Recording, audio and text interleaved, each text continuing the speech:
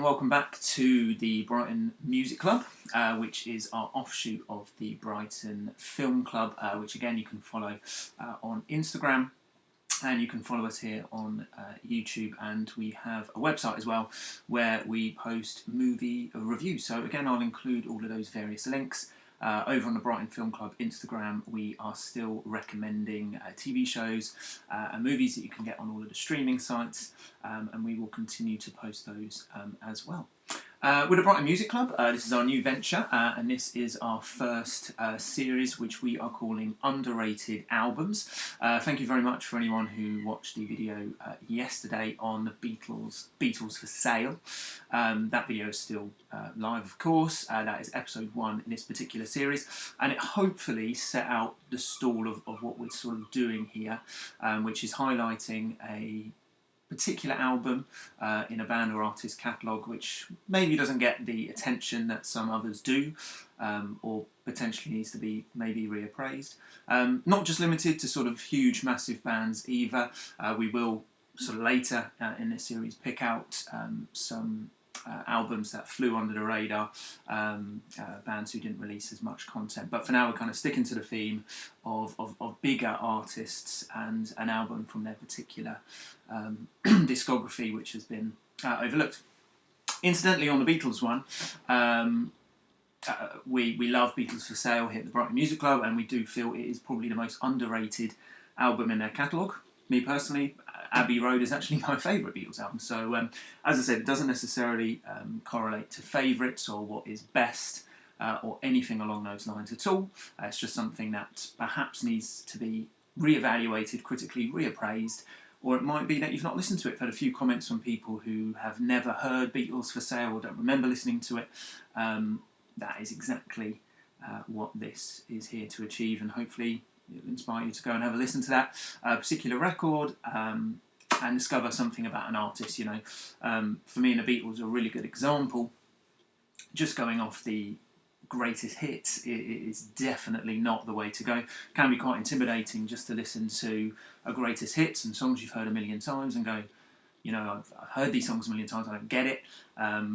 Particularly with the Beatles, going off onto the albums, onto the album tracks, the non-singles, for me is essential. I actually think the one Beatles greatest hits album, as much as the songs are obviously good, I feel that it can be something that people just don't want to hear because it's oversaturated.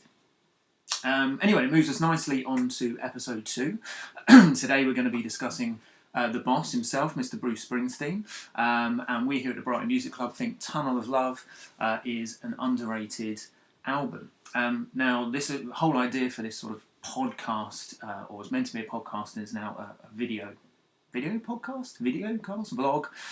I don't know what the correct terminology is, but the original sort of idea came from simple pub conversation. You know, what's an interesting album, what's something that you listen to that other people haven't, what's underrated, what do we like about particular artists. And obviously here at the Brighton Music Club we're huge fans of some of these artists, and we want to shed light and share some of their albums. And Tunnel of Love, I feel doesn't get spoken of very much at all. Actually was very well reviewed at the time, actually did pretty well at sales as well. It topped some albums of the year lists when it came out in 1987.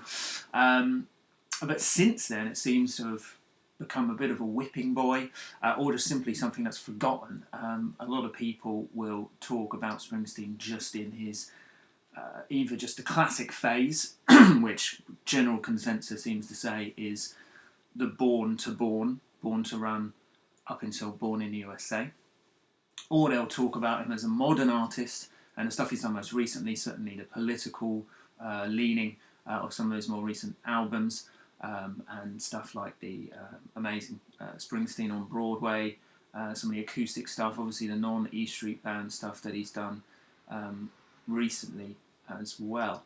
And that means that this commonly gets overlooked, and I think people think it's accuse it of being an 80s album, or one of those sort of, bowing to trends and all of this sort of stuff.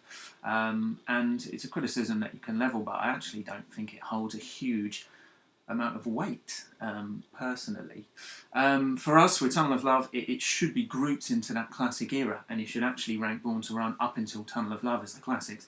But it kind of fell into the cracks, unfortunately. It was 3 years after Born in the USA, and it was sort of 5 years before those really critically abused albums, if you will, sort of Human Touch and Lucky Town, which came out sort of 1992. So it unfortunately sits in a really big gap, and gets completely sort of washed away. Also doesn't help that it wasn't really recorded with the sort of normal E Street Band members either. Springsteen recorded a lot of it himself, using some synths, using drum machines. So it does have a little bit of an 80s sheen. Honestly, not as much as people say it does. You can hear it on a few songs. Certainly All That Heaven Will Allow has a little bit of that sound, but actually to a modern ear, considering the 80s were very much having a comeback at the moment, I actually think it sounds quite modern. That's a great thing that we live in at a time when a lot of artists are looking to that era and those sounds have come relevant and interesting again.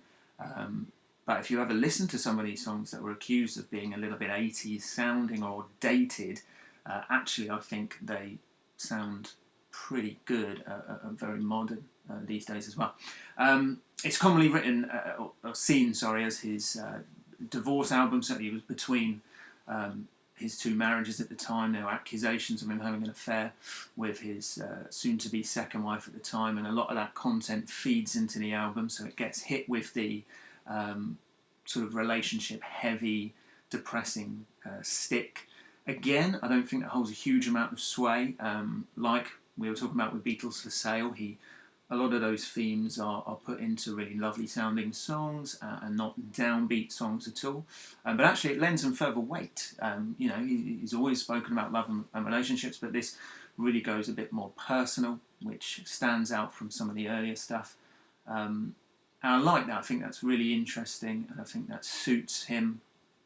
And again, it's not an argument that holds sway when people, lump Nebraska into those the classic period. If you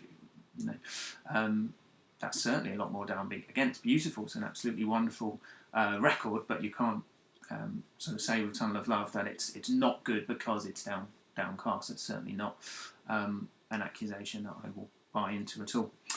I think it sounds surprisingly modern now because, as I said about the 80s sort of styling, I think it's very heart on sleeve. It's bruised. It's really interesting. Tougher Than the Rest and Valentine's Day. I think it's lovely. I think it needs to be again more reevaluated. I think the only thing that's dated about it, to be quite honest, is probably the cover with Springsteen that's sort of leaning on that convertible car in his sort of cowboy suit. But we can sort of hold that up as a sort of picture of the time.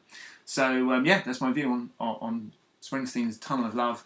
Go and have a listen to it. Tell me I'm wrong or right, or tell me that actually loads of people love it and it's not underrated, or tell me that actually it's right to be criticised. Whatever your thoughts, do a like or a comment. Subscribe to this particular YouTube channel if you wish to. We're going to be following this up with loads of other episodes, hopefully daily, and we'll talk about lots of different albums. Certainly listening to any suggestions that you've got as well.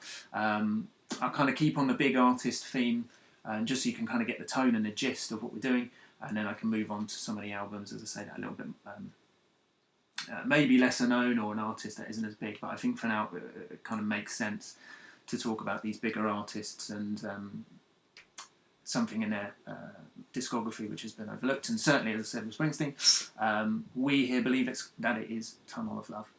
Thank you very much for watching. Let me know your opinions, and I will speak to you all soon. Goodbye.